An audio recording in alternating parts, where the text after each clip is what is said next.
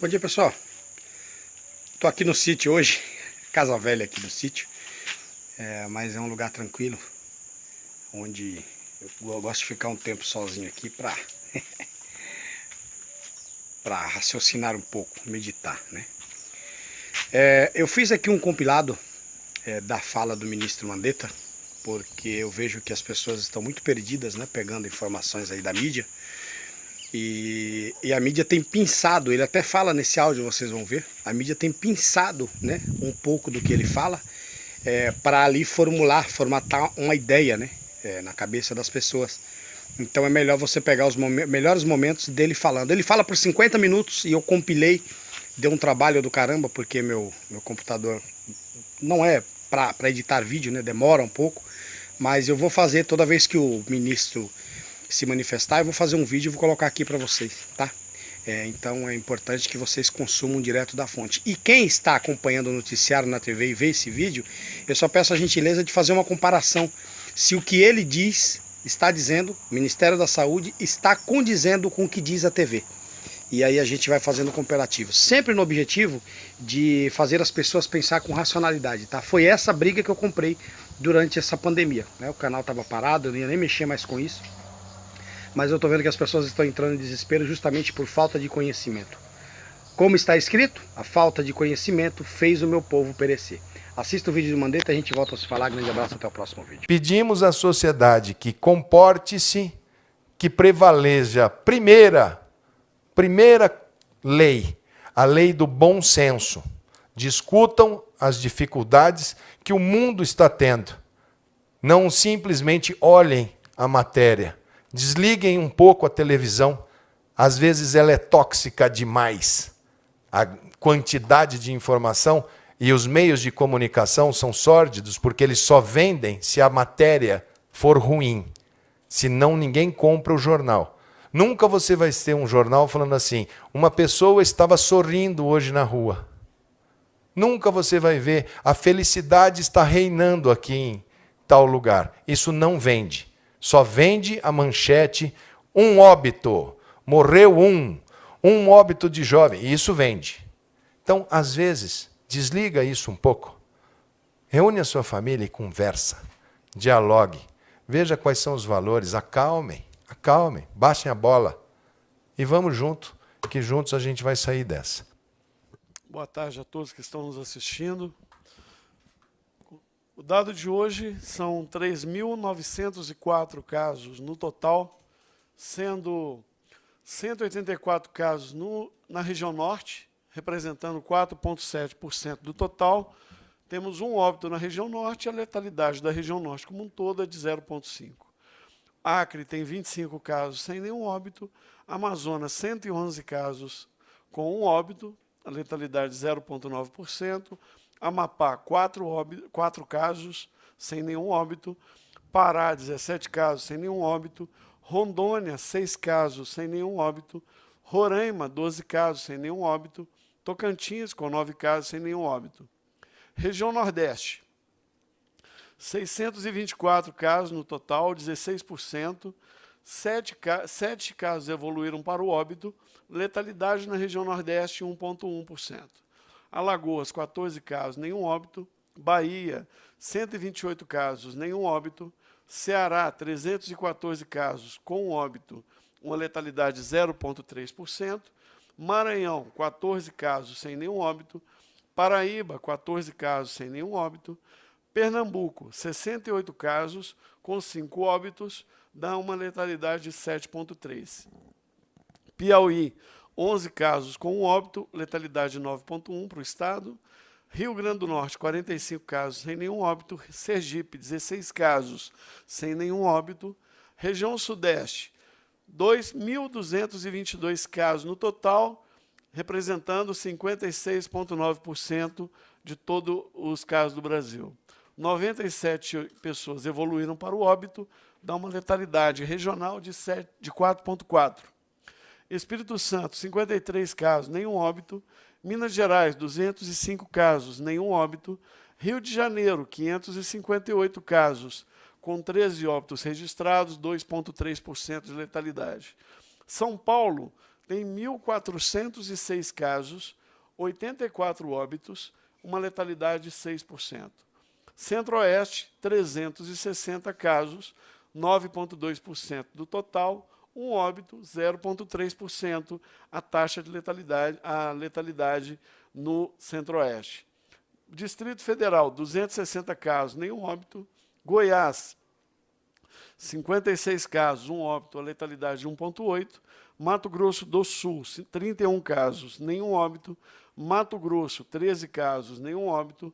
Região Sul, 514 casos, 13,2% do total, 5 óbitos, letalidade de 1% regional. Paraná, 113 casos, 2 óbitos, 1,5% de letalidade. Santa Catarina, 184 casos, 1 óbito, 0,5% de letalidade.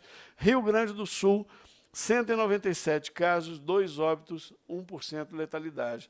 Perfazendo novamente, 3.904 casos, 111 óbitos, uma letalidade de 2,8%. Olhando a evolução dos casos notificados por dia, até hoje, às 15 horas da tarde, temos aqui, na data de hoje, 487 casos confirmados nas últimas 24 horas, 14% de incremento em relação ao dia anterior. Vamos agora analisar o perfil dos óbitos. A data do óbito, nós tivemos hoje, 28/3, temos 3 pessoas que evoluíram para o óbito hoje. Esse dado é preliminar, porque é o dado até 15 horas. Ontem, nós fizemos a mesma coisa, tínhamos 2 óbitos registrados no dia 27. Vocês podem ver que o dia de ontem tivemos 10 óbitos no encerramento do dia. O perfil dos óbitos, 61,4% são homens e 38,6% são mulheres. 90% das pessoas que evoluíram para o óbito têm acima de 60 anos, 91 deles mais de 60 anos ou mais, 6 óbitos estão entre 40 e 59 anos e 4 óbitos entre 20 e 39 anos, nenhum na faixa etária menor que 20. Grupos de risco.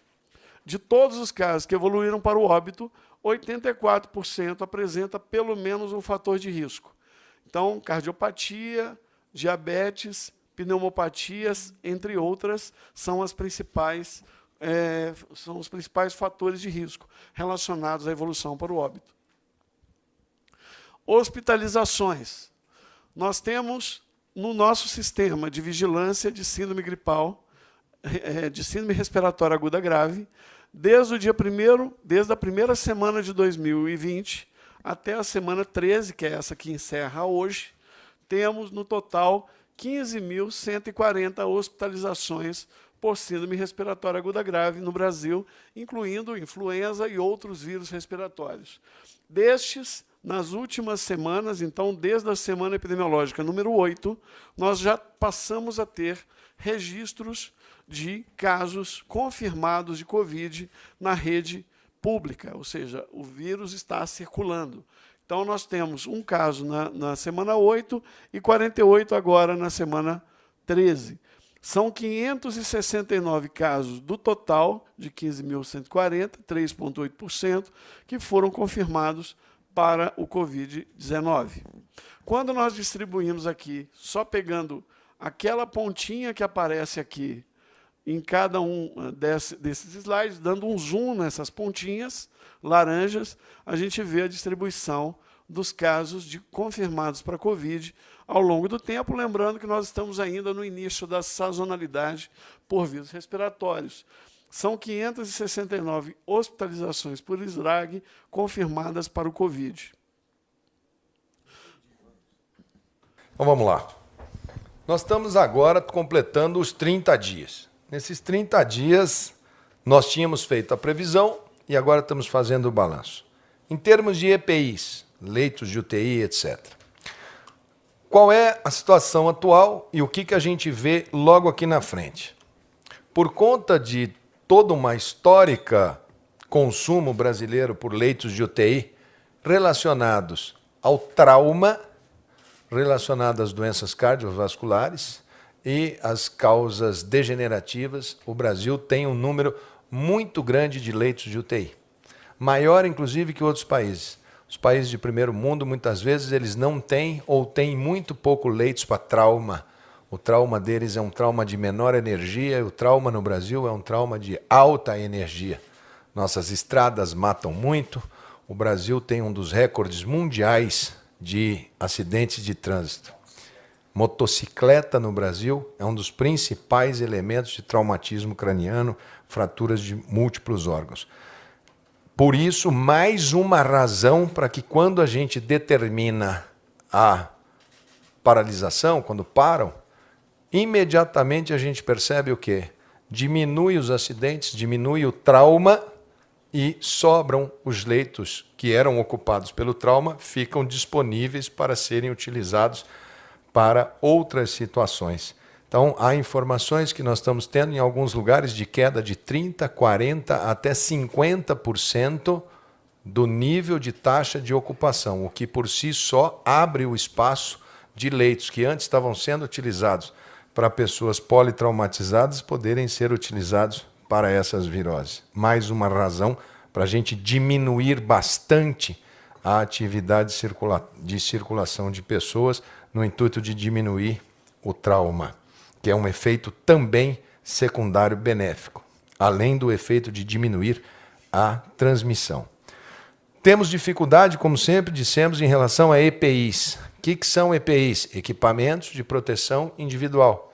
São os equipamentos que os médicos, enfermeiros, principalmente esses profissionais de saúde, quando mostram essas imagens dos médicos, enfermeiros nos hospitais, com aquelas roupas que parecem terem saído de algum filme de ficção, com aquela grade, enfim, para proteção, elas são, hoje, o grande objeto de consumo do mundo.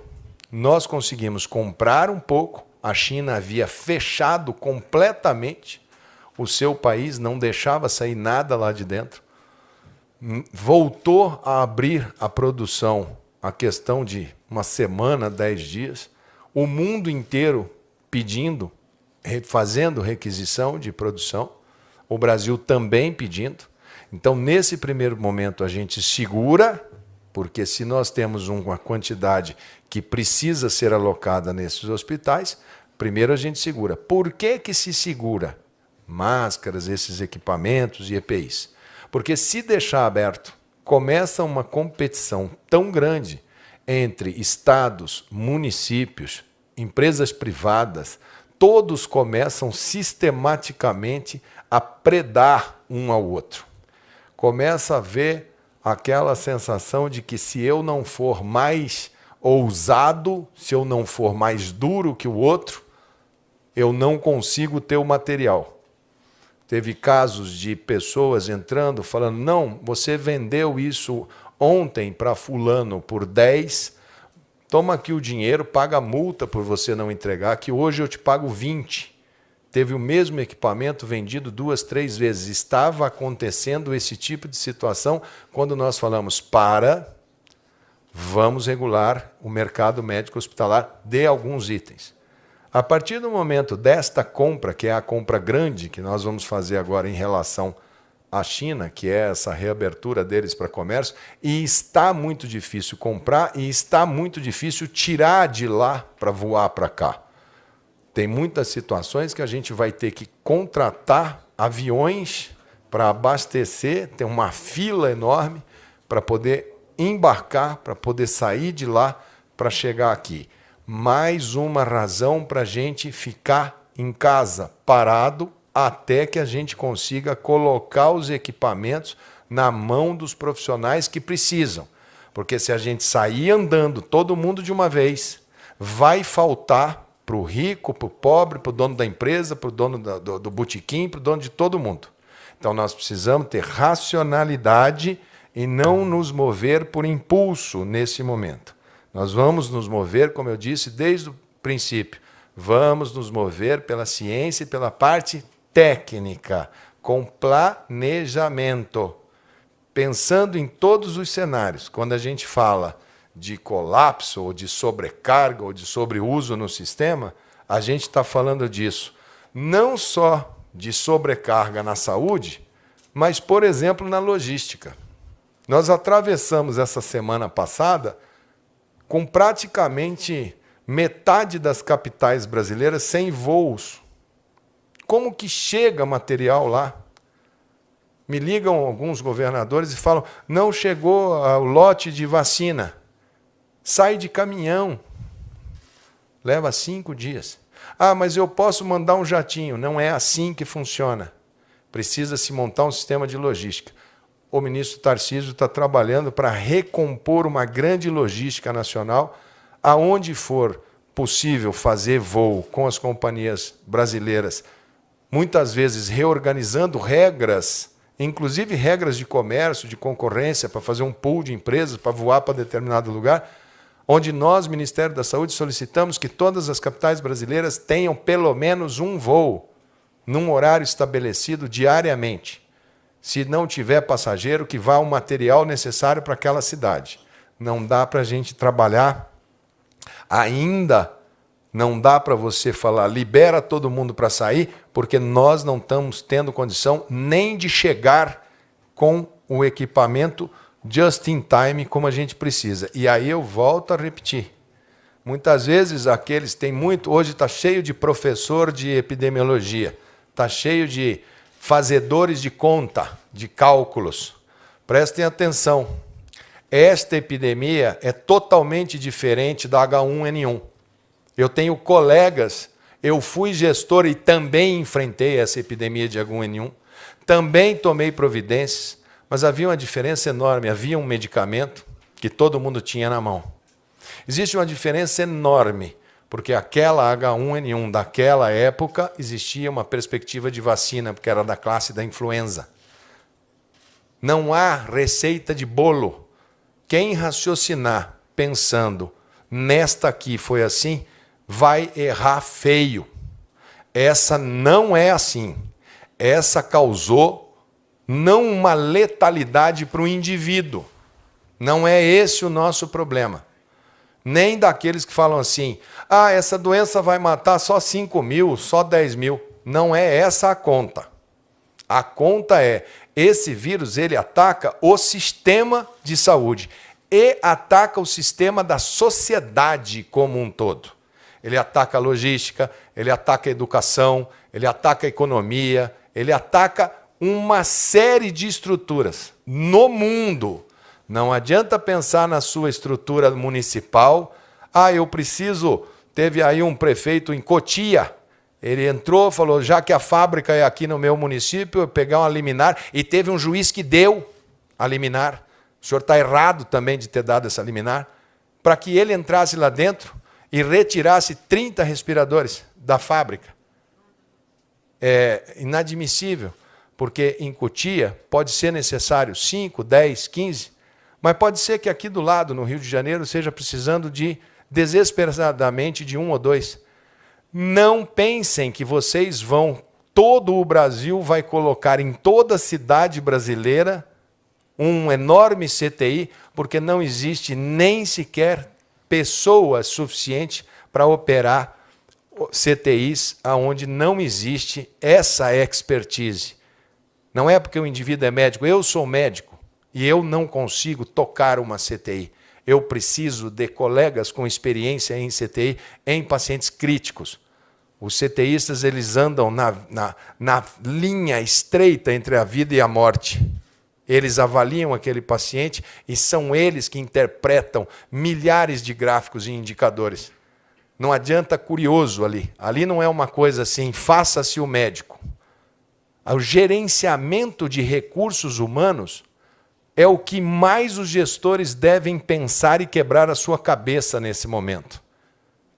Porque, como o Brasil paga maus salários para trabalhar fixo num lugar, a enfermagem brasileira, os médicos brasileiros, eles trabalham de manhã num hospital da cidade, de tarde em outro hospital e de noite no outro hospital. E se este indivíduo que trabalha em 3 hospitais adoece, se esse médico adoece, cai a escala do plantão dos 3 hospitais ao mesmo tempo. E você começa a improvisar para poder tocar o serviço. Então, como organizar essa força de trabalho? Porque no início, como ninguém tem imunidade e eles trabalham ali na ponta, por mais que eu tenha os equipamentos de proteção individual, sempre você tem contaminação. E é vírus que a gente está falando. A gente não está falando de bactéria, que é uma coisa passível, mais fácil de enfrentar. Vírus, ele é muito difícil de você fazer contenção, mesmo com os equipamentos todo à mão. Como vocês viram ali na tábua de obituário, maioria dos óbitos de 60 anos para cima. Quer dizer que são todos? Não. Pessoas jovens fazem quadros, poucos óbitos, fazem quadros respiratórios, tem um tempo de evolução, ela é uma gripe muito mais arrastada, talvez com menos sinais de gripe, mas ela vai 5 dias, 7 dias, 10 dias, ela cansa o indivíduo, todos eles relatam muito cansaço, até que você vai devagarinho ficando livre dela. A grande maioria atravessa assim, e atravessa bem. Volto a repetir, nós temos pacientes com cardiopatia. O que quer dizer cardiopatia? Doença prévia do coração. Aí o indivíduo tem a doença, o coração não aguenta, eles já são de idade, a pessoa acaba falecendo por problema de coração, mas é o vírus que está por trás induzindo. Diabetes é uma doença crônica, os diabéticos têm problema de imunidade, os diabéticos precisam ficar muito bem controladinhos nesse momento agora, porque o diabetes é uma condição que ela dificulta muito a resposta imunológica do indivíduo. Pneumopatia, aquele nome enorme ali, tuberculose, doenças pulmonares crônicas, enfisema pulmonar, são doenças que todos no Brasil conhecem, porque nós somos, infelizmente, principalmente cidades que têm muitas comunidades e favelas, que têm um índice enorme de tuberculose.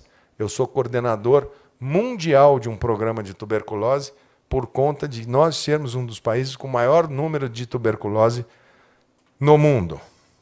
Nós temos, já abordei a questão da logística, leitos de UTI, nós temos um cálculo que nós estamos discutindo com os estados. Esse cálculo é baseado no que eu tenho de informação. Embora a gente venha pedindo, preencha esse formulário, quantos leitos você tem ativos, quantos leitos você tem por abrir, quantos que você comprou. Tem muito estado que fala assim, eu não vou informar, porque se eu informar, vão querer, de repente aperta lá em São Paulo, e vão pedir e eu vou ter que mandar para lá e depois vai acabar acontecendo aqui. Então, nós vamos partir do seguinte raciocínio. Eu vou mandar para as secretarias estaduais e para as secretarias municipais, aonde tem no cadastro aqui, eu vou mandar amanhã, segunda-feira, não sei, acho que amanhã, se eu puder mandar amanhã. Consta no meu sistema que você tem tantos leitos. SUS e privados. Se você não me informar e tiver a mais ou a menos, você vai ter que responder administrativamente, civilmente e penalmente. Porque é a única maneira que eu tenho de botar um pouco de ordem. E ao ter essas informações, sentados aqui com os secretários estaduais, fazermos um painel nacional verdadeiro, onde a gente possa sentar junto e volto a repetir. Nós não vamos tocar isso, cada um olhando para o seu umbigo. Isso daqui, o Brasil, é uma nave só. Nós vamos ter que usar muita inteligência, pouco reflexo, pouca ação de reflexo. Nós vamos ter que estudar muito esse nosso inimigo, esse vírus, no nosso meio. Colegas mandando vídeo, falando, olha, eu estudei a temperatura, o comportamento do vírus aqui, ótimo. Todo mundo aqui está atento, estamos recebendo. Então, todos aqueles que fazem prognósticos positivos, não vai acontecer nada, são para quem eu mais rezo para que estejam certos. Aqueles que fazem provisões catastróficas, o mundo vai acabar, são os que eu mais rezo para que estejam errados. A verdade é que nós vamos descobrir essa verdade de acordo com como que nós vamos receber esse vírus, como que vai ser a nossa sociedade em relação a isso, como vão ser as nossas fraquezas, as nossas fortalezas. A saúde não é uma ilha. Não existe ilha chamada saúde. A economia é, sim, muito importante para a saúde. Nós colocamos em discussão como são essas quarentenas, o que liberar, o que fazer para as pessoas terem mobilidade, porque a última vez que foi usado quarentena no Brasil foi em 1917, na gripe espanhola. Ninguém tem esse parâmetro. Não é uma questão de apontar o dedo para o governador A, B ou C, prefeito A, B ou C. Estão todos com uma arma na mão, falando, a Organização Mundial da Saúde manda eu fazer isso. Faz, e não pensa, muitas vezes, que isso é uma medida que tem que ser muito bem elaborada. Tem que garantir alimento nessas comunidades. A pessoa não consegue ficar na casa dela. A geladeira fica vazia, o estômago fica vazio.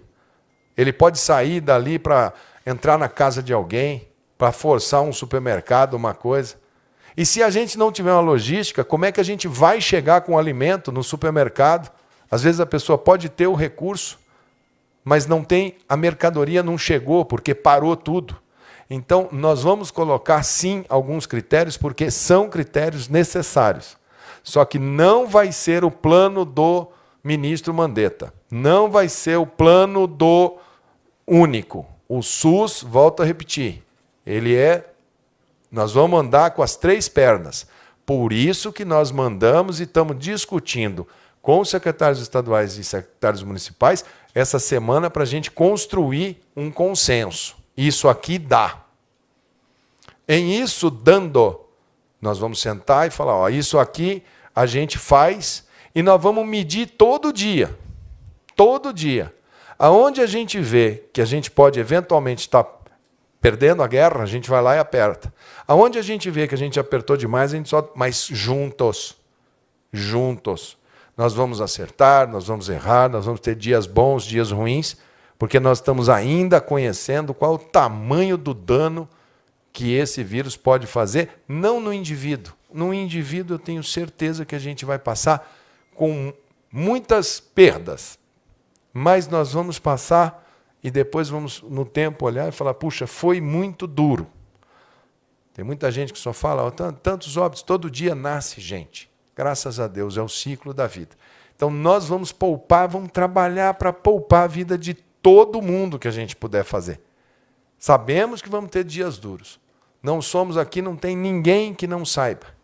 Sei que hoje, essa semana, ficou todo mundo, mas e o ministro? O ministro sai, o ministro não sai. Volto a repetir. Vou ficar aqui junto com vocês, enquanto o presidente permitir, enquanto eu tiver saúde e não puder sair. E digo mais, aqui no fundo do Ministério da Saúde tem um lugarzinho que era uma creche, tem um quarto ali. Se o povo da equipe aqui, se estiver com gripe e tiver tudo bem, inclusive eu, nós vamos ficar no quartinho ali. Para a gente ficar perto, pelo menos a gente ficar conversando. Mas se tiver que ir para um hospital, e ali é feito para quarentena, não vai ser nada fora de contexto, não. Se precisar ir para um hospital, tudo bem, vai para o hospital que vai fazer. Se tiver algum desfecho que não seja aquele que a gente queira, lamentamos, são desígnios de Deus. Ou na hora que não for mais necessário nós estarmos aqui. Na hora que falarmos, olha, cumprimos o nosso dever e está encerrado a nossa participação no Ministério. E vamos trabalhar essa equipe e vamos terminar com essa equipe. Agregando gente todo dia. Assim como eu falei que a Carmen Zanotto vai me ajudar com a região sul, que o Luizinho vai me ajudar com o Rio de Janeiro, que o Antônio Jorge vai me ajudar com Minas Gerais, que o Júlio Croda vai me ajudar com São Paulo. E quando tivermos mais quadros, vamos ajudar com a região norte, nordeste. Elementos que possam fazer uma ligação rápida. Assim como nós aumentamos a equipe essa semana e fizemos um novo organograma para o Ministério da Saúde para tempos de crise, de emergência. A burocracia é hoje o maior inimigo na tomada de decisões. A burocracia, quando em emergência, ela mata mais do que a inércia. Porque a burocracia, você quer fazer o ato e você não pode, porque você passa do limite que a lei te autoriza. Eu não sei como os órgãos de controle vão ver isso no final. Já me falaram que, ok, faça tudo que for necessário, mas pode ter certeza, principalmente aqueles que querem desgastar a equipe, que é mais uma parte da doença. Olha, ele comprou uma máscara por R$2, que absurdo, porque vai passar o tempo. Daqui a 6 meses, por isso que essa gravação é boa, ela fica guardada. Vai acontecer de chegar lá na frente e falarem, olha que absurdo aqui. Isso vai ter que ser visto por quem de direito, porque realmente nós estamos numa situação de total atipia. Aqui eu agradeço, porque para ter a performance de iniciativa privada necessária para esse momento, eu pedi para que grandes grupos nossos privados atuassem lá na China. A Vale do Rio Doce, que é uma empresa que tem atividades em todo o mundo, conseguiu iniciar, segunda-feira chega, o primeiro lote de testes, chamados testes rápidos, que o Wanderson vai parametrizar. Aviso, não é para todo mundo. Ele tem critérios de utilização. Não pense que você vai ter um teste que você faz e fala, eu estou bem, já tenho um certificado aqui, eu vou para frente. Não é para isso. Vai ter que entender e vai ter que fazer bom uso. Se não, vai fazer igual a vacina. Teve estado que chegou, eu falei, vacine o idoso e o profissional de saúde. Me ligou, em 2 horas acabou a vacina. Vacinou todo mundo, vacinou criança, vacinou adulto. Vai ter problema. Então, nós vamos começar a chegar num total e nós vamos gradativamente testar. Nessa semana que entra, se tudo andar do jeito que a gente quer, porque a burocracia é um grande inimigo, mas nós devemos estar com as 4 políticas de telemedicina. Nós vamos começar a chegar dentro da casa das pessoas. Nós vamos fazer, na semana que vem, a grande parceria público-privada, sem custo, só pelo preço de custo. E aqui eu agradeço a DASA, que é um grande conglomerado de laboratórios. Eles têm logística em todos os estados, eles colhem o sangue em todos os estados e levam para uma central em São Paulo, processam aquele exame e eles colocam de volta nos computadores da ponta. Esse vai ser a primeira grande parceria com um conjunto de máquinas que nós estamos pegando do poder público, colocando junto, tem máquina que é do Ministério da Agricultura, máquina que está lá na Fiocruz, máquina que está lá na... Aonde? Polícia Federal, que são máquinas que podem ajudar. Nós vamos juntar isso tudo num grande centro, vamos usar essa logística deles no Brasil inteiro, vamos fazer o sistema drive-thru para fazer a PCR-RT, que é aquela do SWAB. Porque muita gente fala, o teste rápido. O teste rápido, ele é rápido para fazer, mas ele só tem sensibilidade a partir do 4º, 5º dia que você está doente. Ele marca os anticorpos que você teve em função da gripe. É muito rápido de ser feito, mas ele não tem valor preditivo. Eu vou fazer hoje porque eu não sei, eu encontrei uma pessoa, será que eu estou amanhã com esse gripe? Será que eu estou depois da manhã? Estou no primeiro dia que eu estou com suor frio, estou com uma febre. Será que é? Pode dar o falso negativo. E a pessoa achar que não está, e ao achar que não está, ela construir um raciocínio. Este teste rápido, vocês vão ver, porque o Wanderson vai explicar de A a Z. A gente usa muito para saber quando que uma pessoa pode sair do trabalho e voltar para o trabalho. Isso, para quem vai ter um grande problema com os trabalhadores de saúde, isso é de uma importância ímpar. Isto é uma pérola para que a gente possa dizer como que eu volto para o trabalho. Eu, médico, peguei uma doença. Aí, daqui a uma semana, 10 dias, eu faço e já estou bem, estou sem sintoma, estou lá na minha casa e mostra que eu construí um sistema imunológico. Estou bom, posso retornar. Posso testar rapidamente para ver como é que eu faço a dinâmica dentro do hospital. Então a gente imagina que ele vai ser fundamental para isso, para as forças de segurança que precisam estar no dia a dia dos presídios, das ruas, do controle das situações, dos caminhoneiros que precisam dia a dia ir e vir. Então existem alguns públicos que são alvos da nossa preocupação, que são aqueles que precisam estar ali no dia a dia da sustentabilidade econômica da sustentabilidade de mercadorias que o nosso país precisa.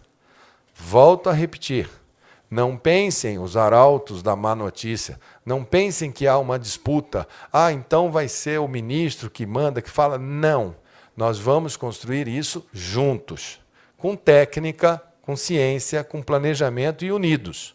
Assim é que nós vamos poder fazer um trabalho para diminuir o tamanho de estresse que a gente vai fazer. Além da Vale do Rio Doce, que está ajudando nesse processo, eu também pedi ajuda e está ajudando também para trazer mais uma carga. Eu pedi para o nosso sistema bancário, que tem conexões na China e no mundo inteiro, o Bradesco, o Itaú e o Santander. Isso não tem problema nenhum, gente, eu falar aqui. Porque é assim que o mundo está fazendo, usando o que você tem de mais ágil e que possa ter capilaridade, que possa sentar numa mesa, que tenha essa agilidade que o poder público não tem. Que o poder público possa se utilizar dessas possibilidades. Né? Então, isso daqui é uma coisa muito importante. E as empresas todas ajudando, todas vindo num sentido de ajudar. A questão da máscara, nós temos o TNT, que é o tecido não tecido. Hoje eu já vou mandar para as grandes confecções brasileiras, aquelas que puderem ajudar, as Riachuelo, as Alpargatas, enfim, quem puder ajudar, os grupos de costureira, qual é o padrão do tecido? É uma máscara super simples de ser feita, tanto ela pode usar a borrachinha atrás da orelha, como pode usar a de amarrar, mas a de borrachinha é mais fácil de tirar, porque essa nós vamos usar principalmente, descartável também, mas vamos usar principalmente para as pessoas que ela é só uma barreira mecânica. Vamos usar para força de segurança, vamos usar para fator externo, vamos usar para motorista de ônibus, vamos usar para aqueles que estão no entorno, porque aquelas que fica para centro cirúrgico, que fica para EPI, que é para aquele profissional, se tem pouca, aquelas nós vamos deixar para quem está ali naquele local de profundo estresse. Muita gente no hospital vai poder usar essa, vai poder usar a máscara de plástico que tem de frente, que a gente já tem em boa quantidade e agora a gente começa a liberar. Então, o plano de quarentena, não existe quarentena vertical, não existe quarentena horizontal, não existe nada. Existe necessidades de arbitrar num determinado tempo qual é o grau de retenção que uma sociedade deve fazer. O lockdown, que é a parada absoluta total, ela pode vir a ser necessária em algum momento, em alguma cidade. O que não existe é um lockdown, um fechamento de todo o território nacional ao mesmo tempo desarticulado. Isso é um desastre que vai causar muito problema para nós da saúde. Então agora nós vamos ter que, junto com os governadores, a quem eu faço aqui um apelo, não façam atitudes intempestivas de entrar com ações e entrar numa fábrica de máscara e pegar todas as máscaras para si. Agora é preciso coordenar a ação nacional.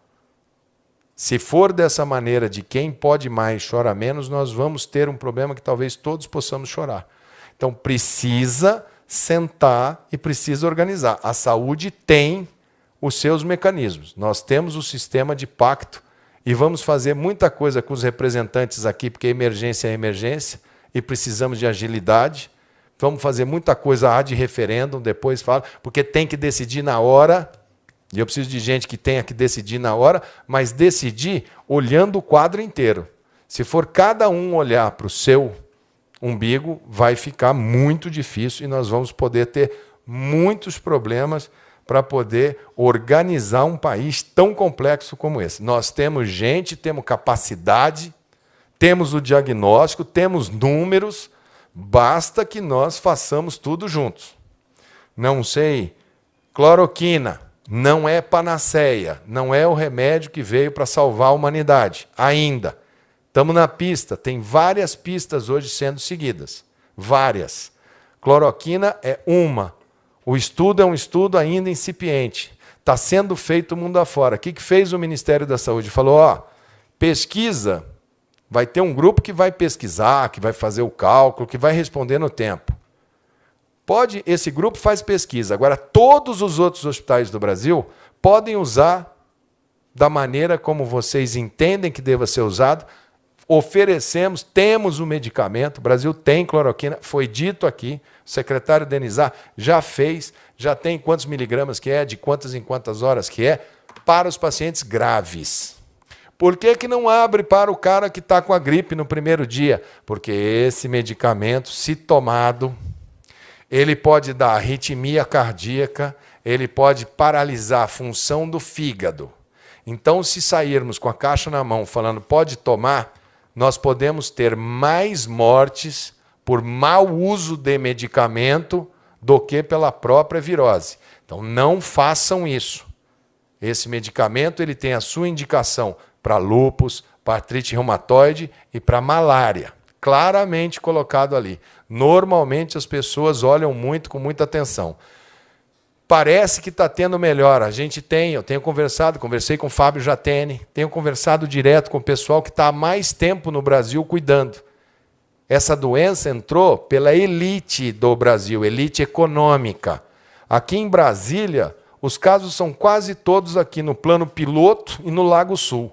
Não chegou na Samambaia, não chegou na periferia do sistema. Como no Rio de Janeiro, a Barra da Tijuca, o Leblon, ainda não chegou, está começando a entrar nas comunidades. O tempo que a gente tem para preparar melhor possível é agora. Nós precisamos, agora minuto vale hora. E os secretários estaduais de saúde e municipais de saúde sabem do que eu estou falando.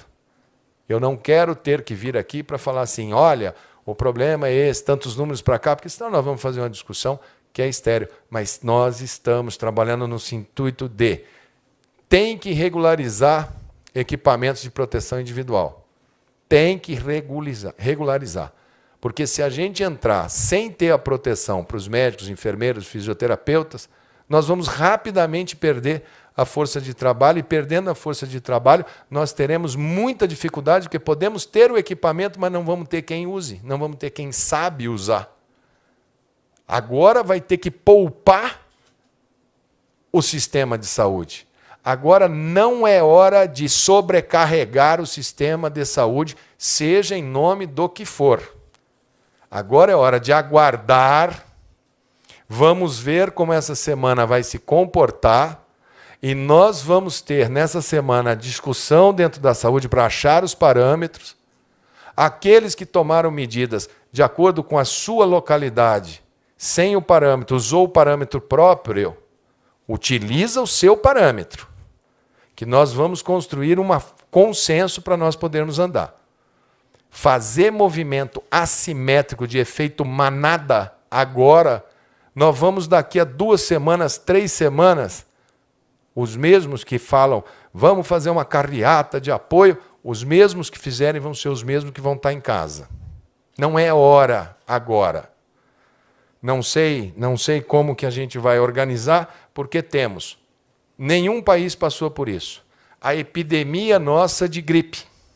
Gripe de H1N1, gripe de influenza A, influenza B, nós estamos entrando nela agora. Os outros países estavam saindo do pico deles quando entrou o corona.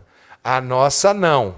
A nossa nós estamos entrando no nosso pico e estamos entrando com o corona junto.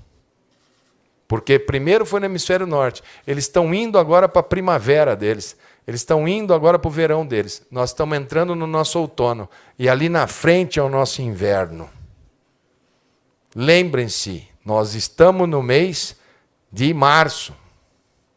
O nosso junho, o nosso julho, é o mês de pico no sul, Carmen Zanotto. Então pensem bem, analisem bem. Quando a China parou, hoje nós estamos sentindo falta de máscara, de equipamento de proteção individual. Porque a China é uma fábrica de coisas que faz em alta escala. Essa semana a Índia mandou parar 1 bilhão e 300 milhões de pessoas em quarentena. Lockdown. Fecha tudo. A Índia é onde se produz a matéria-prima, chamada IFA, de inúmeros medicamentos que a gente usa aqui no Brasil. Ela é a principal produtora mundial dessas substâncias. O mundo já está procurando outros fornecedores. Mas eu posso ter daqui a 30 dias, 40 dias, 60 dias, eu posso ter falta de medicamento para diabetes, para pressão. Eu posso ter. E isso faz parte do que esse vírus fez de bagunça no planeta Terra. Não é um problema localizado. Aqueles que pensarem localmente e não tiverem cabeça e visão para ver o mundo, vão ter muita dificuldade de passar por tudo que a gente vai ter que passar. E que eu espero e rezo para que aqueles que falam que não vai ser nada, que vai ser só um pequeno estresse, que isso passa logo e acaba, eu espero que rezo todo dia para que estejam corretos nas suas avaliações. Vamos ter, e já temos, situações também, acontecem em todos os países, das chamadas mortes correlatas. Mortes correlatas não morrer de coronavírus, mas a cuidadora do idoso não foi lá cuidar, ela tomou um remédio, a diabetes dela baixou muito, ou subiu muito, porque a cuidadora ficou doente. Aí ela morre de coma hiperglicêmico ou hipoglicêmico. Ah, faleceu porque esqueceu, ninguém estava lá para cuidar, o idoso estava sozinho, esqueceu o gás da cozinha ligado e pegou fogo ali dentro. Essas são as correlatas. Ah, morreu e nós tínhamos que enterrar muito rápido, então não fizemos o teste. Em todos os países, o número de mortes aumentou em mortes não relacionadas ao coronavírus, mas tem um aumento quando você compara. Vem cá, quantas pessoas morrem nessa cidade por dia? Morrem 100. Quantas morrem agora? Morrem 250. Só que de coronavírus morre 10, que eu consegui confirmar que é. Ah, mas teve esse aumento aqui. Isso acontece. E isso muitas vezes acontece dificuldade para o próprio serviço funerário, que precisa e já foi disciplinado, já está aqui, o Wanderson já colocou na página do Ministério como que é que tem que proceder, porque se começar a ter muito, não tem como ficar esperando, não tem como fazer velório. Tem movimentos no mundo que eu quero o meu direito de me despedir do meu ente, porque às vezes não tem condição. A Espanha, essa semana, não tinha esse preparo, né? Teve que manter corpos lá numa pista de gelo. Isso faz parte da quantidade de problemas que podem ocorrer nessa história. Podemos e vamos fazer as coisas com o máximo de segurança. Acredito que hoje a gente conseguiu, com muito diálogo, a gente conseguiu achar uma unidade. A saúde tem condição de, junto com a economia, compatibilizar um país de tantos contrastes, com tanta dificuldade, com as comunidades superlotadas, com as favelas, com os presídios superlotados.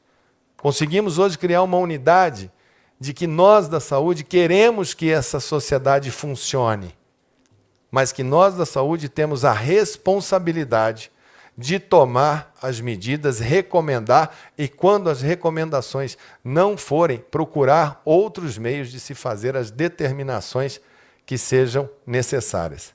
Aqueles que têm todo o direito, todas as concepções de todos os planos, que fazem leituras, que são especialistas, colaborem com o Ministério da Saúde.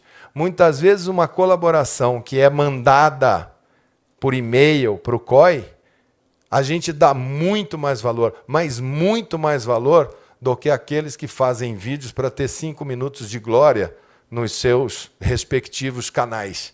Se utilizem do canal que pode receber a sua sugestão. E nós temos recebido boas sugestões. E temos adotado muitas boas sugestões. Outro dia eu vi, nós vamos fazer esse respirador, aí bota 10 maquininhas, olha aqui que legal, fica tch, tch, tch, tch, tch. Submeta. Eu não posso colocar uma maquininha dessa, não é igual você falar assim, eu tenho 6 pressurizador de pneu de carro aqui que dá para colocar, é só fazer aqui que fica bom. É preciso testar. Nós estamos falando de vida e nós vamos pautar por ciência e nós vamos adotar as medidas por critérios científicos e planejamento. Não adianta. Agora nós temos que ter planejamento, calma, frieza. Nós temos condições, sim. Nosso sistema tem coisas fortes, estruturas fortes. Nós temos aqui divergências. O Gabardo acha que estamos muito bem, que o número de leitos está jóia, que estamos bem, de UTI. O Wanderson e o outro time do lado de lá acham que tem que ter mais leito. Eu fico no meio entre eles, procuro tomar as minhas decisões de falar compre mais, ou tá bom do jeito que está.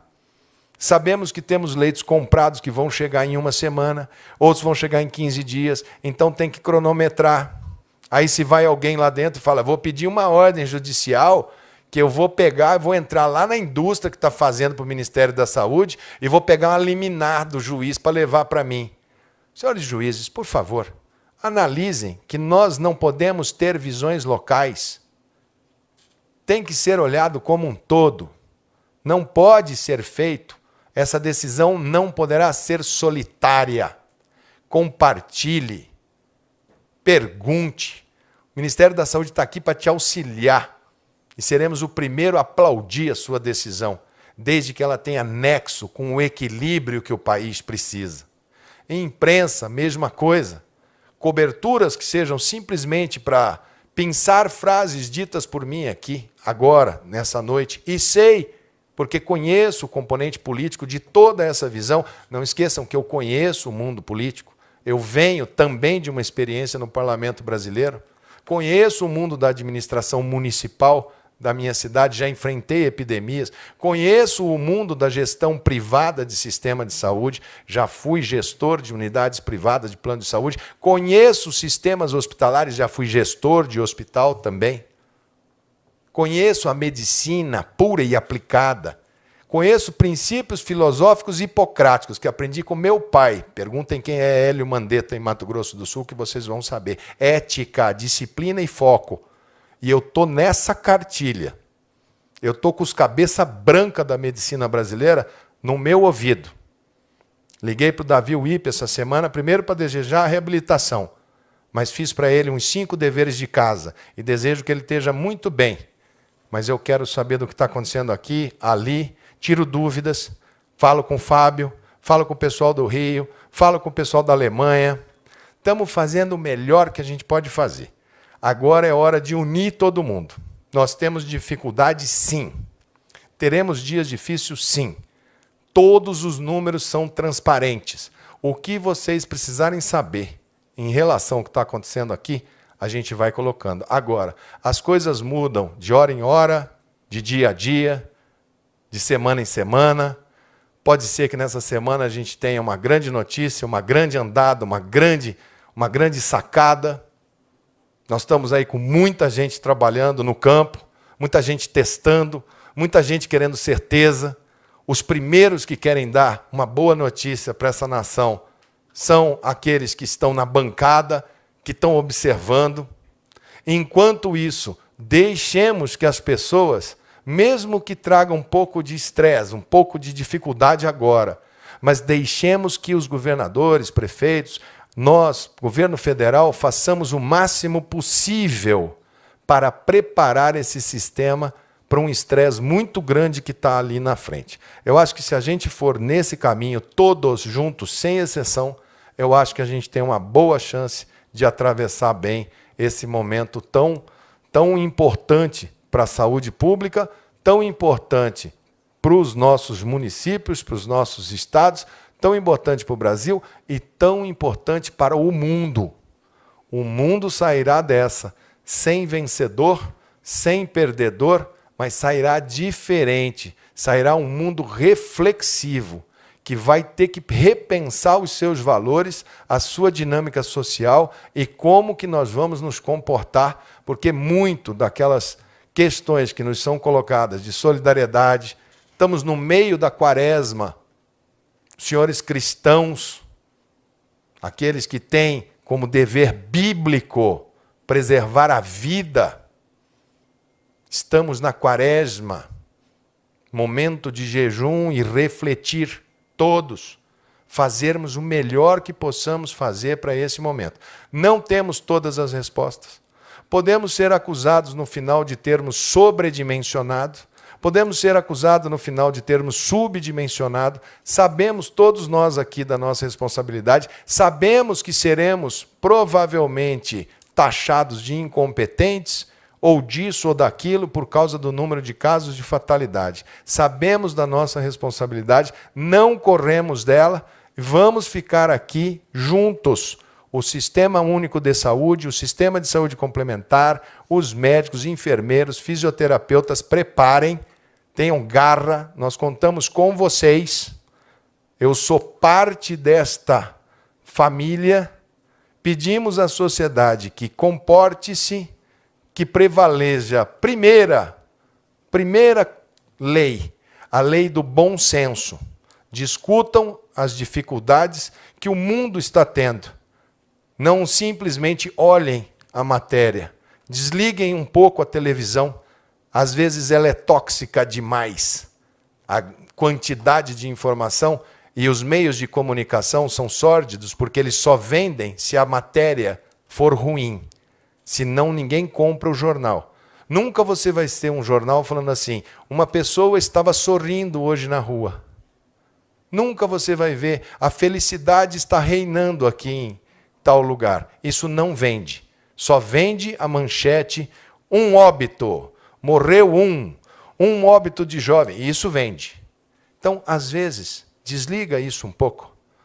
Reúne a sua família e conversa. Dialogue. Veja quais são os valores. Acalmem, baixem a bola. E vamos junto, que juntos a gente vai sair dessa. Eu agradeço muito a parceria da Organização Pan-Americana de Saúde, que está aqui comigo, a Socorro Gross. Peço que a Organização Mundial da Saúde reforce os estoques mundiais. Ela precisa arbitrar isso. Não adianta sentar apenas como um observador, ela vai ter que entrar como mediadora. Não dá para um país do PIB, como dos Estados Unidos, entrar e falar, já arrumei tudo aqui, e a gente ficar aguardando a capacidade de resposta de um único país para poder fazer essas produções. Esperamos que em breve a gente possa ter notícias melhores, dias melhores, semanas melhores. E contem com o Ministério da Saúde do Brasil.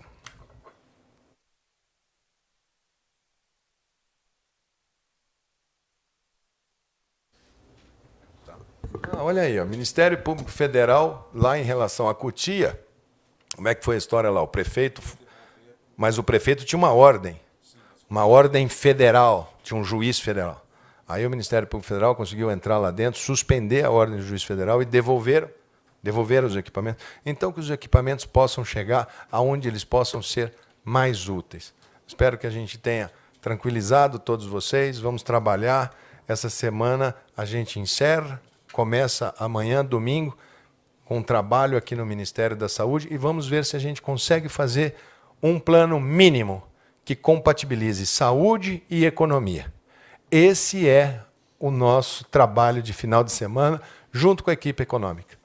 Como ir, como voltar, o que funciona, o que é essencial, o que pode rodar a economia. O presidente está certíssimo quando ele fala a crise econômica vai matar as pessoas não aguentarão a fome. Está certíssimo e nós somos 100% engajados em achar a solução junto com a equipe da economia. Eu acho que a gente tem uma fórmula já trabalhada, eu coloquei ela em discussão, nós estamos discutindo com os secretários, vamos aumentar, vamos melhorar e acho que precisa de um grande pacto em torno dela para que a gente possa sair do outro lado. Alguma coisa a acrescentar, Wanderson, Gabardo? Então é isso aí. Aquele enorme... Eu só vou responder se forem perguntas que eu entenda que eu não tenha já dito aqui. Se for pergunta que é só para repetir, aí eu vou só ler e vou passar, só vou dizer que eu já li, que eu não sei quais são. A gente subdividiu por temas, talvez, e por uma por tema, pelo menos. Vamos lá. Se ela for repetida, se quiser deixar o Gabardo e o Wanderson para responder, também pode. Vamos lá. Isso. Após medidas divulgadas... Alexandre Madruga, do Sulacap News. Após as medidas divulgadas hoje pelo Ministério da Saúde, há um planejamento para ações em conjunto, alinhando todas as secretarias para seguir medidas de isolamento? Sim, há. Nós estamos com o planejamento exatamente sendo agora discutido com o CONAS e o CONASEMS. Iniciamos essa discussão. Só teremos esse plano de como fazer e vamos associar. O Brasil já fez tanta coisa, gente, mas tanta coisa. Já aprovamos lei no Congresso, já tem o dinheiro para pagar para os trabalhadores informais, 40 bilhões para a microempresa, dinheiro para os estados, alongamento de dívida. Está tudo feito. Está faltando pouco para a gente acertar o sistema. Nós estamos com tudo engatilhado.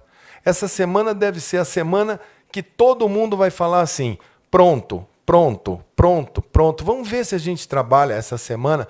Não gosto de botar prazo. Quem põe prazo fica escravo do dia. Mas eu quero trabalhar muito com a economia para sugerir, levar para o presidente, falar, presidente, vamos trabalhar que eu acho que do dia 6, dia 7, a gente já começa a ver alguns setores, algumas luzes que a gente vai soltando e vamos medindo, e vamos medindo. Por enquanto, vamos com os planos que foram feitos municipais. O Renato Onofre, da Folha, circulou os secretários estaduais um plano distribuído pelo Ministério. Já falei sobre isso. É isso. Isso aí está sendo discutido. Escolas e universidades do país pelo mês de abril. Exatamente. O porquê que a gente coloca em discussão? Porque tem que ter uma certa unidade. São calendários, são importantes. Por que se suspende aulas? Se todas as crianças e os jovens, como vocês viram aqui, eles não...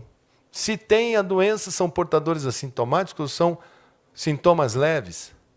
Por que a gente os tira da aula? Que é muitas vezes o que falam, deixa as crianças e os adolescentes irem para a aula. É porque eles, como são assintomáticos, ao voltarem, eles não sabem. E eles só simplesmente transmitem. Como eles voltam para casa e a casa tem cômodo com... Né, nós temos aí um número enorme, nós temos um déficit habitacional no Brasil enorme, ele pode contaminar 5, 6 pessoas. Quando a gente diminui a mobilidade, cada um que é positivo contamina 2.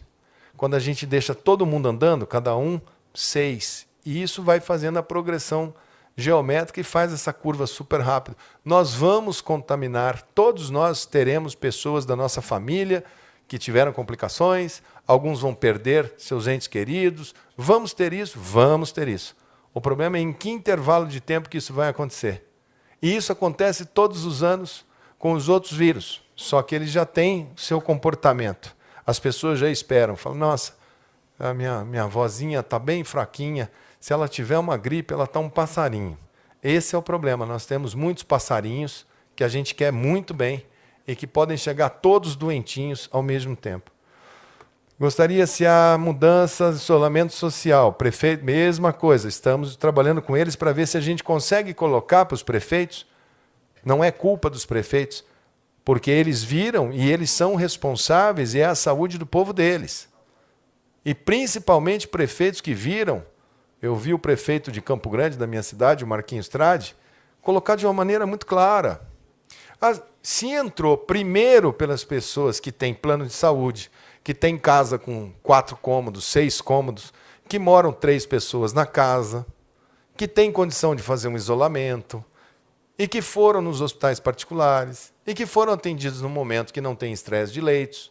E a preocupação dele, justa e correta, era se eu deixar a movimentação social contínua, eu não estou preparado ainda para, na hora que chegar lá no Zé Pereira, a hora que chegar lá na periferia, e a periferia do sistema sobrecarregar em bloco o sistema de saúde dele. Ele ainda está organizando o sistema dele de saúde. Em breve, ele precisa ter, bom, estou ok, estou organizado.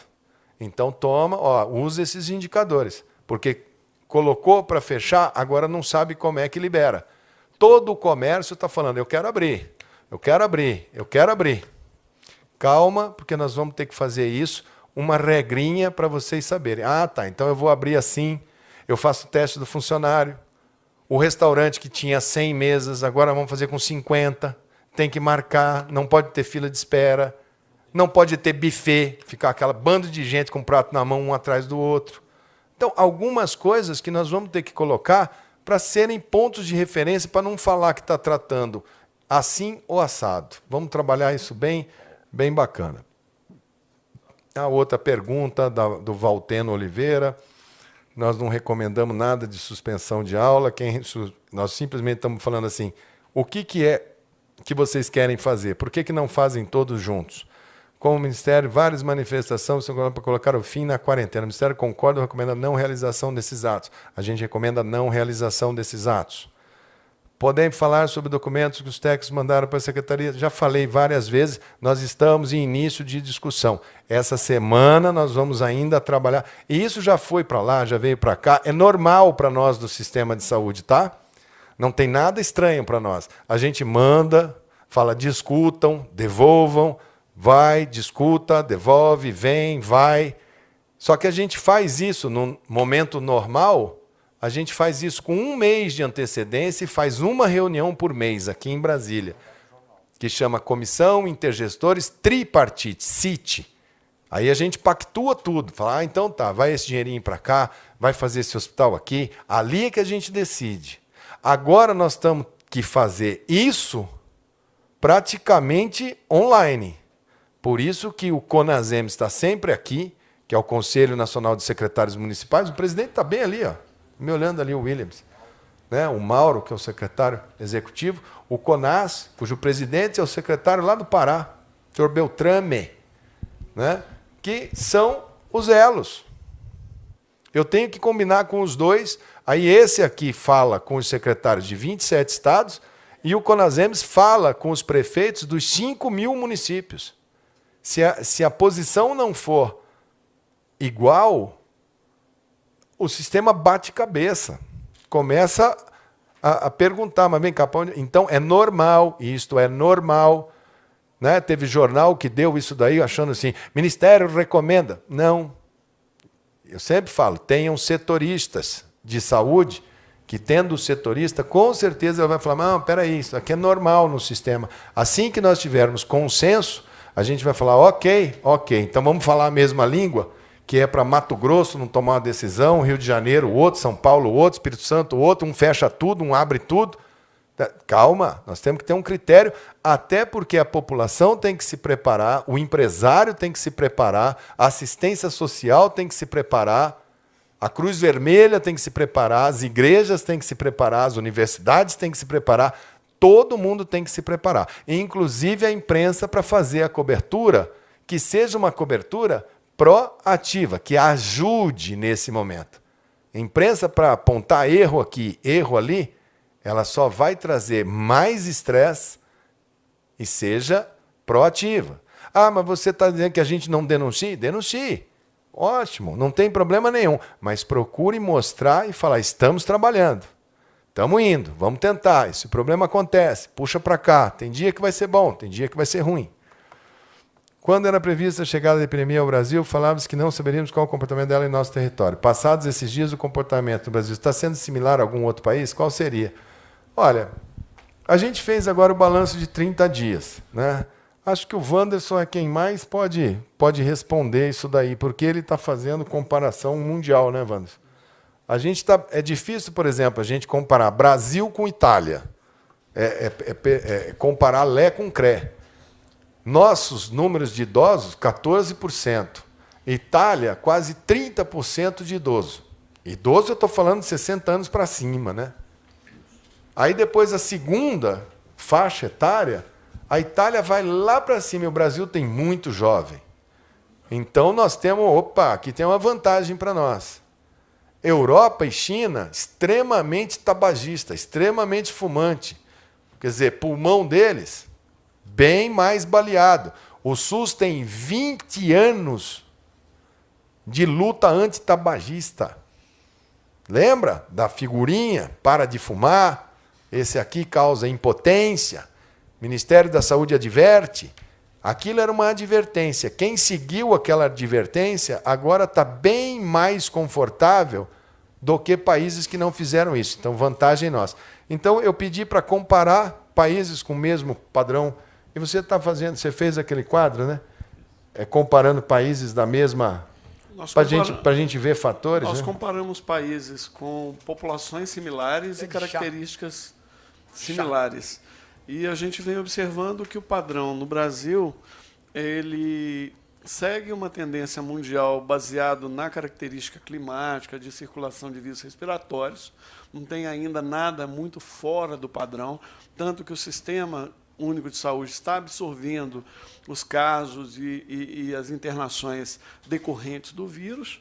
Obviamente, estamos no pé de uma montanha ou de um grande monte, de um grande Everest, e a gente quer escalar uma montanha. Para isso, hoje eu vi uma coisa muito interessante, ministro. Maurício de Souza fez o Cascão lavar as mãos. Então, até o Cascão está lavando as mãos. Muito bem, obrigado, Maurício de Souza. Só você para fazer o Cascão aprender que tem que lavar as mãos agora. Você não sabe quanto eu fico feliz. Era um dos mais vorazes leitores da Turma da Mônica, era eu na minha infância. Então, enfim, é isso aí. Todo mundo pode ajudar. Se o Maurício de Souza fez o Cascão lavar as mãos, acho que todo mundo pode fazer, o seu filho, ou o seu pai, ou o seu tio, ou o seu amigo mais rebelde, entender que tem que lavar as mãos, entender que nós precisamos ficar um pouco em casa para a gente poder organizar o sistema. Ministro, eu acho que as perguntas aqui agora estão todas muito repetidas. Eu vou deixar basicamente aqui para o Gabardo e para o Wanderson, se eles querem responder mais alguma coisa, porque agora aqui eu estou vendo que é basicamente a maioria das perguntas eu já falei como que é a minha visão do problema. Então, se tiver alguma coisa que seja mais específica, Gabardo e Wanderson dão esse segmento. Obrigado.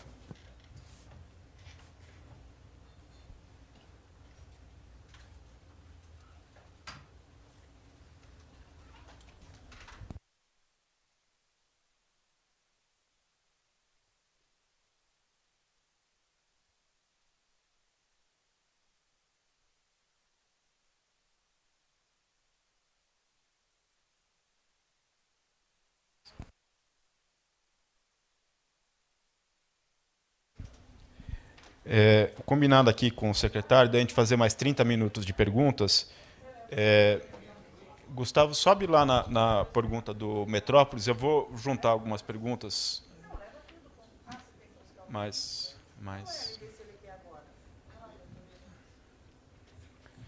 Olha, então são 17h51, nós vamos até 18h20, tá?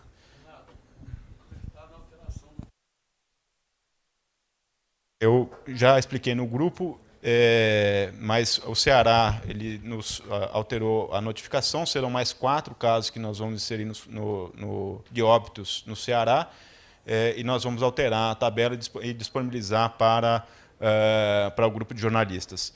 Só corrigindo, mais 3 óbitos. Isso. Tinha 1 mais 3. Ao total, 4. Com isso, ficamos 3.904 casos, 114 óbitos, 2,9% de letalidade. É uma correção que a Secretaria de Saúde do Estado do Ceará nos enviou e nós já fizemos o ajuste aqui na nossa base. Eu vou juntar 3 perguntas, se me permitem. Portal Metrópolis pergunta se o contágio está seguindo uma velocidade segura, capaz de achatar a curva de crescimento. O antagonista nos pergunta sobre um estudo do Imperial College, divulgado nesta quinta-feira, que projeta para o Brasil 44 mil mortes e 44 mil mortes. E Marco Grilo, do Globo, se a gente tem projeções para os próximos 30 a 60 dias, né, de casos infectados.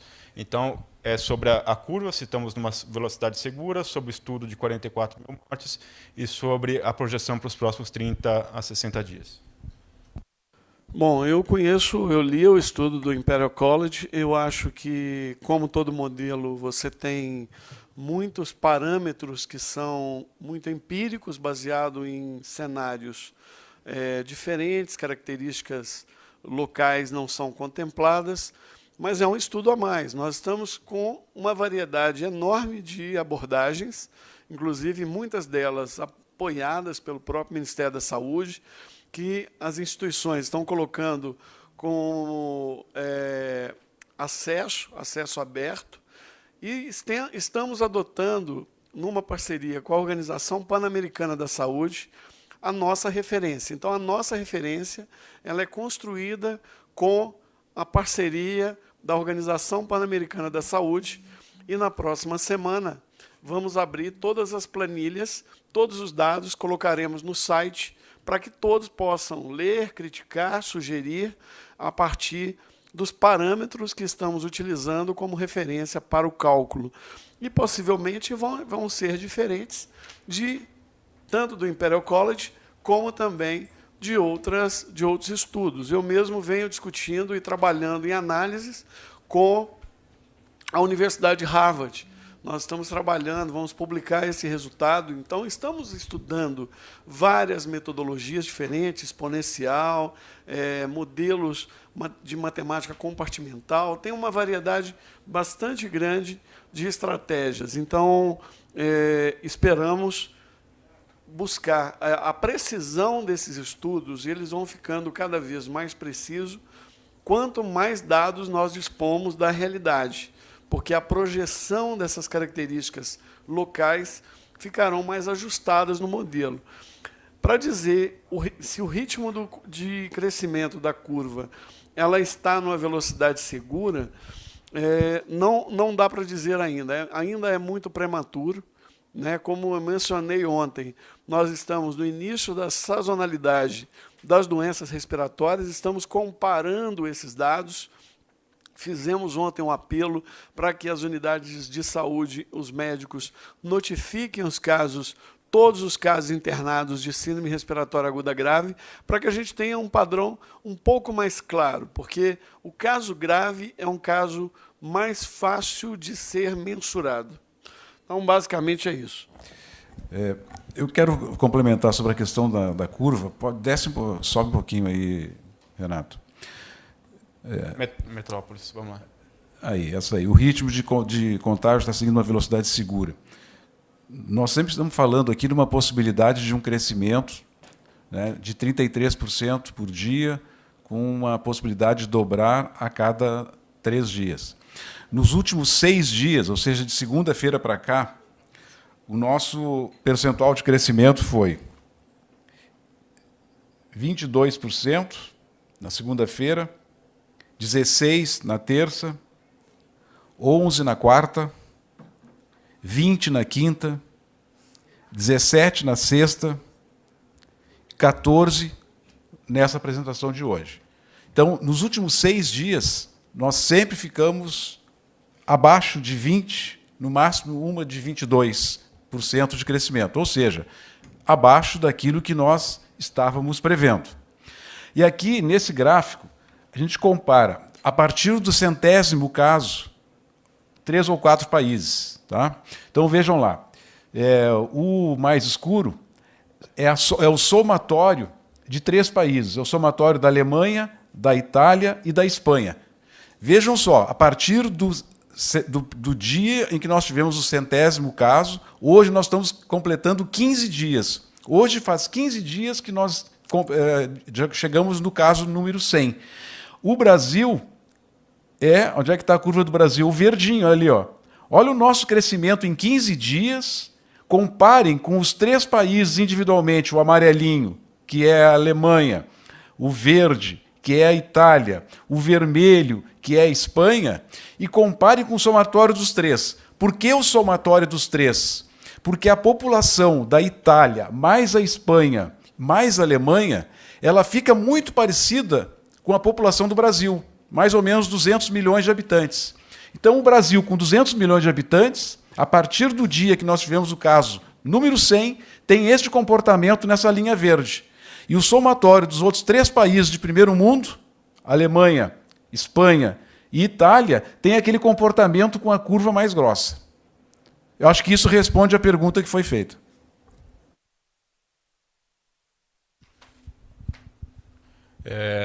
TV Brasil, gostaria que o ministro falasse um pouco mais sobre essa logística que não pode faltar, para não faltar os suprimentos. Ele comentou sobre cidades sem voos e sobre atraso nas entregas de materiais. Mas o que foi definido junto aos governadores? Não, o que foi definido com os governadores é que nós íamos aprimorar a nossa logística pelo seguinte. Vamos pegar Manaus. A Gol tinha 3 voos diários para Manaus. 3 voos por dia. Hoje, a Gol tem 1 voo por semana. Então, mesmo de avião, muitas vezes nós temos que esperar 4, 5 dias, 6 dias para embarcar. Se for de ônibus, de caminhão, vai demorar 5, 6 dias. E mesmo de avião, está demorando muito em função da redução das opções de voos. Então, agora nós estamos com uma logística que o Ministério da Infraestrutura está nos ajudando muito, disponibilizando outro tipo de transporte, e muitas vezes nós vamos utilizar a Força Aérea Brasileira. Vamos usar a FAB para fazer a distribuição desses tanto medicamento quanto as vacinas, como os EPIs. Os governadores, na reunião que tiveram com o presidente e com o ministro Mandetta, reclamaram da lentidão na chegada dos equipamentos de proteção individual. E eles tinham toda a razão, porque mesmo nós já tendo feito a aquisição, nós não tínhamos conseguido entregar nesses estados, principalmente da região norte e nordeste. Mas isso já aconteceu, todos já receberam a primeira remessa e todos já receberam a segunda remessa, porque aí a segunda remessa nós mandamos numa outra logística e já encaminhamos para todos os estados. E o Roberto já está me informando que nós já estamos operacionalizando a terceira remessa de entregas de EPIs. Outra coisa que ele me fez chegar aqui às mãos essa semana, junto com a Receita Federal, Polícia Federal, nós interceptamos 271 requisições de exportação. Só nessa semana, 271 exportações estavam ocorrendo de máscaras, luvas, nós conseguimos impedir que elas saíssem do país. Outra informação, que nós já entregamos para os estados, tá? Já foi recebido pelos estados. Máscara cirúrgica, 8 milhões de unidades. Máscaras N95, são máscaras que são utilizadas pelos profissionais da saúde. 41 mil máscaras N95. Álcool 500 deve ser 500 ml. Né? Já mandamos 66 mil unidades de álcool, 500 unidades.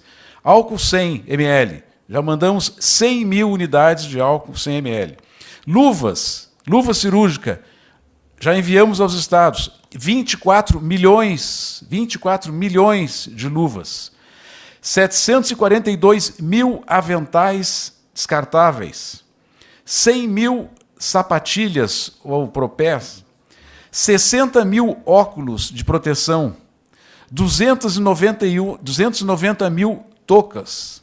E estamos com todos esses itens ainda em estoque e já com chamamento público para fazer aquisições. Estamos comprando, neste momento, 200 milhões de máscara cirúrgica, estamos comprando 40 milhões de máscaras N95, 1 milhão de frascos de álcool 500 ml, 1 milhão de frascos de álcool 100 ml, estamos comprando 240 milhões de luvas, 40 milhões de aventais, 80 milhões de aventais impermeável, que é um outro tipo de avental, 1 milhão de sapatilha, 1 milhão de óculos de proteção, 120 milhões de touca e 200 mil unidades de protetor facial. Então, em relação a aquisições de EPI, nós estamos bem adiantados e vamos fazer aí o possível para que, a partir de agora, não haja mais o desabastecimento que estava ocorrendo na semana anterior. Pergunta de teste. Só lembrando que, nas regras do grupo, a gente dá preferências a perguntas de caráter nacional, que tem uma pergunta específica de um estado. Jovem Pan pergunta quando os testes rápidos vão começar a ser aplicados em laboratórios e como se evitar o alto índice de falsos negativos, como ocorreu na Espanha. A mesma pergunta faz o Jornal do Comércio. Por favor, sobe. Quando os kits de testagem começam a chegar. E o El País adiciona se houve algum trabalho de validação dos testes rápidos para o Brasil. Eles começaram a ser distribuídos. A partir de quando serão usados? Não. Repete, por favor. Vamos lá. Quando os testes rápidos vão começar a ser aplicados em laboratórios e como evitar o alto índice de falsos negativos? Bom, nós iniciamos aqui, eu acho que é primeiro esclarecer. Teste rápido é o teste sorológico, a captura de anticorpo. Existem dezenas de marcas diferentes. Eu olhei a marca que deu na Espanha, não é a mesma que a gente está adquirindo. Então, a gente vai fazer validação. Fizemos já inicialmente de algumas marcas, a Anvisa já aprovou algumas marcas, está também analisando outras marcas. Então, nós estamos acompanhando, monitorando o que há no mercado. É importante ressaltar que esses testes rápidos ainda não estão validados pela Organização Mundial da Saúde. Eles estão sendo testados no mundo inteiro, vários países fazendo avaliações, porque uma coisa é o que o fabricante fala que tem. Ele testa em uma amostra pequena e, muitas vezes, a validade é interna, ou seja, aquele resultado ele se expressa muito bem para aquelas características daquela população que foi testada. Mas, quando eu jogo esta avaliação para a sociedade como um todo, este resultado pode sofrer limitações. Por esse motivo, estamos trabalhando com profissionais de saúde numa primeira etapa, porque são profissionais que entendem, que sabem descrever melhor o que sentem, o momento em que iniciaram os sintomas, e a gente pode, simultaneamente, auxiliar na tomada de decisão do retorno do profissional com a maior brevidade possível para o serviço, como também validar. Tendo resultados promissores, a gente vai expandindo esta estratégia para outras categorias. A gente vem falando isto da mesma maneira desde a primeira vez que passamos a falar de teste rápido aqui nas coletivas. Então, não tem mudança no planejamento. Nós estamos dando seguimento e esperamos adquirir esses testes, receber esses testes já a partir dessa semana, um volume razoável para podermos iniciar. Tem uma outra característica que se mistura muito, que é o teste RT-PCR, que também é um teste rápido, ele é feito em tempo real, porém ele é feito em bancada, usando máquinas. E esses testes, nessa semana, iniciaremos a parceria com a rede DASA, com os equipamentos que estão para chegar de empresas, como o ministro mencionou, Bradesco, Itaú, Santander, para que a gente possa ampliar a capacidade e iniciarmos, ainda até o final dessa semana, com a estratégia piloto dos postos de coletas volante. Estamos trabalhando para que isso inicie o mais rapidamente possível. Isso vai auxiliar, juntamente com as demais estratégias que nós estamos estudando, escrevendo, discutindo. E aqui eu faço a menção a todos os secretários estaduais e secretários municipais que estão contribuindo com sugestões para aprimoramento dessas medidas. Nós estamos fazendo isso já há pelo menos 2 semanas, discutindo como que a gente pode fazer com que os profissionais de saúde que ficaram em casa em decorrência das mudanças de critério, para que eles possam voltar com segurança para os serviços de saúde, para prestar e reforçar as equipes. Então, é fundamental esse trabalho. E aqui eu agradeço o presidente Williams e o presidente Beltrame pelo apoio e pelas contribuições de todos os secretários. Eu recebi contribuições de todos eles e estamos alinhadíssimos. Estamos trabalhando em prol do Sistema Único de Saúde. Havia outros. Então, a pergunta de quando começa a ser testado seria essas semanas. É isso, secretário? Essa semana, assim que nós chegarmos, nós já vamos distribuir, já tem uma grade de distribuição pronta, então nós vamos distribuir isso para os serviços de atenção primária. Então nós vamos começar com profissionais de saúde, de acordo com o planejamento discutido com o secretário Erno, com a Secretaria de Atenção Primária. Então, eu creio que até o final desta semana já teremos o teste para poder tirar foto e visualizar a metodologia.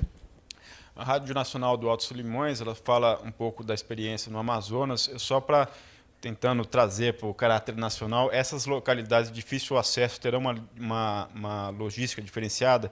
Eu pergunto porque, na regra do grupo, a gente dá preferências a temas nacionais. Então, acho que a gente pode extrapolar essa pergunta para temas nacionais.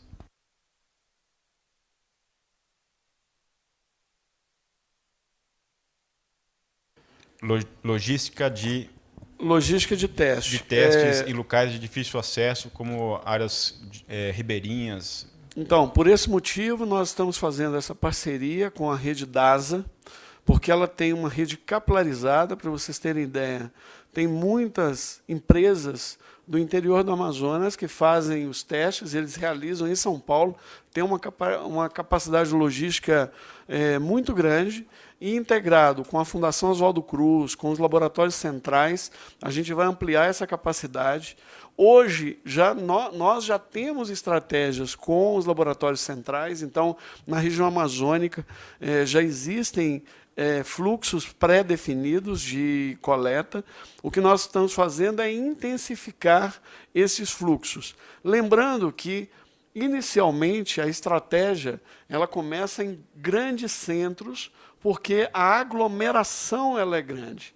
Então, a gente sai desses grandes centros, regiões metropolitanas, regiões e municípios com mais de 500 mil habitantes, e gradativamente vamos expandindo essas estratégias para os municípios de menor densidade populacional. Tema medicamentos, o Jota, gostaria de saber se o governo tem tentado algum tipo de negociação diplomática para facilitar a importação de insumos para a fabricação dos medicamentos testados para tratar a Covid-19, cloroquina e hidroxicloroquina. Se sim, com quais países? Olha, a produção ela é nacional. A cloroquina ela é realizada aqui no Brasil, já mencionamos ontem. A hidroxicloroquina ela é de produção em laboratórios privados, né? E os insumos, até que me constam, eles não estão... nós temos um estoque só no Brasil de 1.800.000 tratamentos de cloroquina no nosso estoque. Então, nós temos condições agora de suprir o mercado, a necessidade nacional, que vai dar tempo para o suprimento e a regularização de outros setores. Lembrando que a hidroxicloroquina ela é vendida em farmácias, ela é vendida para o tratamento de lúpus eritematoso. Já a cloroquina, ela não é vendida em farmácia, ela é produzida pelos laboratórios governamentais e é distribuída de acordo com programas de saúde pública para tratamento da malária. E esse processo não foi alterado. Record TV, como está a fabricação e distribuição da hidroxicloroquina? Quais os hospitais autorizados para aplicação do protocolo? O Ministério da Saúde já tem uma avaliação sobre a evolução dos pacientes? O medicamento é injetável?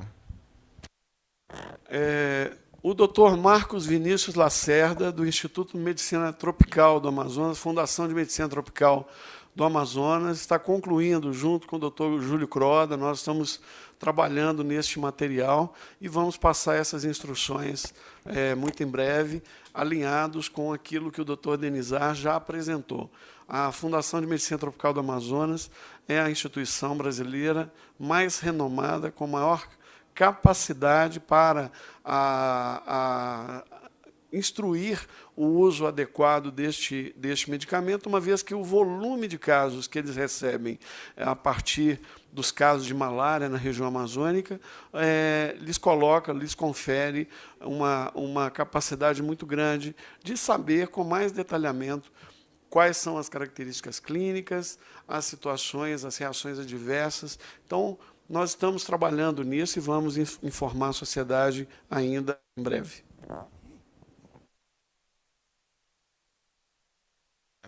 G1, na quinta, o secretário Anderson disse que os dados são bem técnicos ainda, mas que as medidas de restrição em São Paulo já mostravam um pequeno dentinho, muito pequenininho, no final da curva.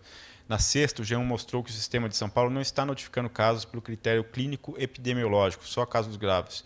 Pergunto, considerando o cenário e a afirmação de quinta, o que de fato mostram os dados sobre a evolução das mortes dos casos em São Paulo depois das medidas de restrição?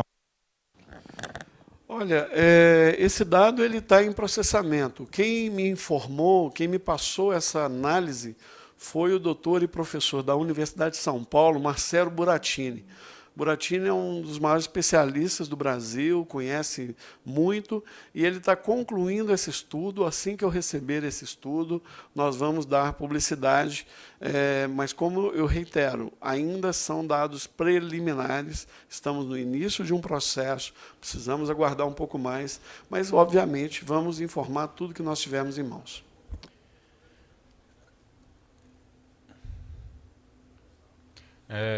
TV Globo, vocês têm dados atualizados sobre o número de infectados geral pelo Covid-19 por faixa etária, não só de casos graves? Nós estamos evoluindo o nosso sistema de informação.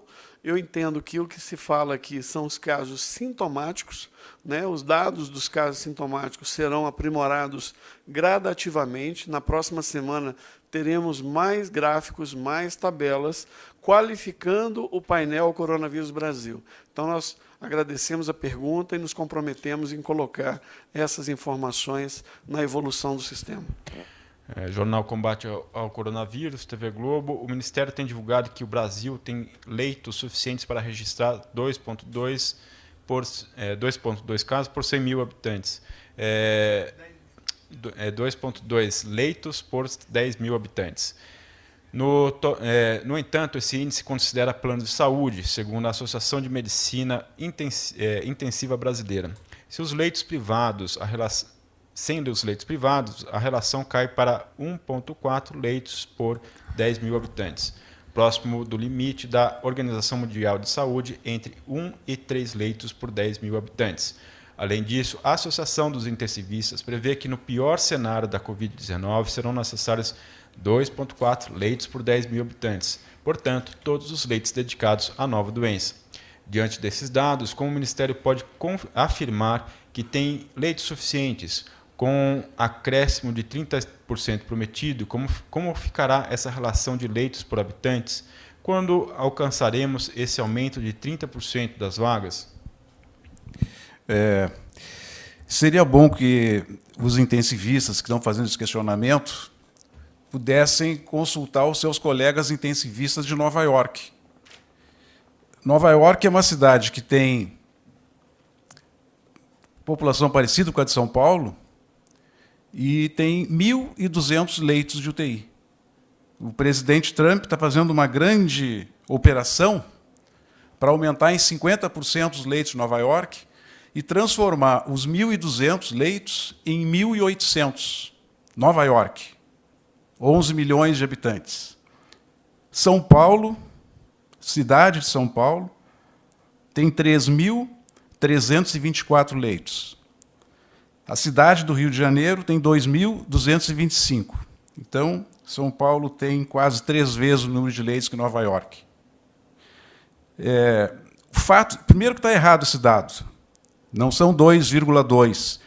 A relação de leitos no Brasil são 2,6 leitos para cada 10 mil habitantes. O fato de ter uma parte no SUS e uma parte na rede privada não nos assusta, porque nós vamos usar todos os leitos. O Brasil vai usar os leitos da rede do Sistema Único de Saúde e vai usar os leitos da rede privada. Sim, nós vamos requisitar, nós vamos comprar, nós vamos fazer negociações com a rede privada e, se necessário, nós vamos usar todo o conjunto, toda a oferta, toda a capacidade instalada. Esses leitos vão ser utilizados por todo o sistema. Nós temos um Sistema Único de Saúde, e o sistema privado faz parte do Sistema Único de Saúde. Então, nós vamos utilizar todos. Então, nós temos 2,6, é bem mais do que é preconizado, é muito mais do que qualquer um desses países da Europa, com exceção da Alemanha, 3 vezes mais do que qualquer um desses países, proporcionalmente à população. E, mesmo assim, nós estamos aumentando em mais 30% a nossa capacidade. Mesmo com essa oferta de leitos, que ela já é superior ao que é estabelecido, os epidemiologistas estavam esperando e prevendo uma necessidade para o Brasil de 2,4 leitos para cada 10 mil habitantes. Nós já temos 2,6, mais do que eles estavam prevendo. E mesmo assim nós estamos aumentando em mais 15 mil leitos, e se precisar nós vamos colocar mais. O Ministério da Economia, junto com o Ministério da Saúde, tem uma operação grande, gigante, com as fábricas que estão produzindo respiradores. Nós vamos produzir 17 mil respiradores nos próximos 3 meses, e nós temos condições de importar respiradores se for necessário. O problema para nós não vai ser o número de ventiladores, de respiradores. Nós temos uma preocupação em relação a pessoal, por tudo isso que o ministro falou anteriormente, pelo risco dessas pessoas ficarem doentes e terem que se afastar, pelo tempo que elas vão ficar fora do sistema, pelo fato de muitos profissionais médicos plantonistas não atuam só num hospital, ele faz plantão em mais de um hospital, 2, 3 hospitais diferentes, e quando ele estiver afastado do trabalho, ele vai ter um prejuízo na escala dos 2 ou 3 hospitais, e isso nós estamos preocupados. O nosso problema não é tanto o número de equipamentos.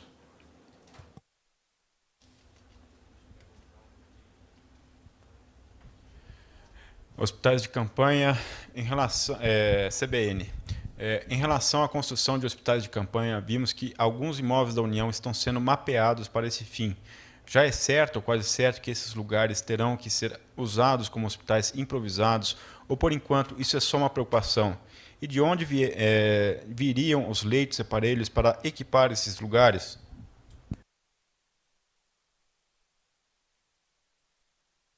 Bom, esses leitos estão sendo ampliados por ações, por iniciativas dos governos municipais e estaduais. E, obviamente, que nessa ampliação de leitos já está sendo previsto essa ampliação com equipamentos, com camas, porque são unidades de baixa complexidade.